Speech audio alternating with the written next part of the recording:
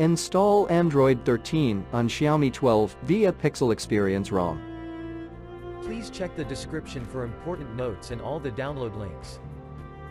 First download ROM and GApps packages, then transfer the downloaded files to the phone storage. Link is in the description below. Step 2.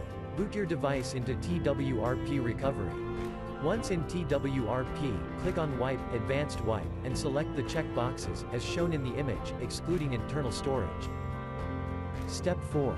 Swipe the button to wipe the device. Step 5.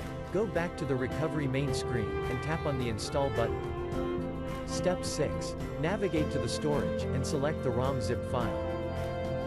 Step 7. Finally, swipe the button on the screen to install ROM file. Step 8. Flash the GApps zip package, in the same manner. Step 9.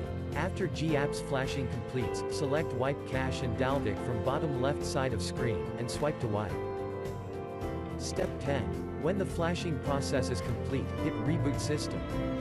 That's it, you have successfully installed the ROM on your device.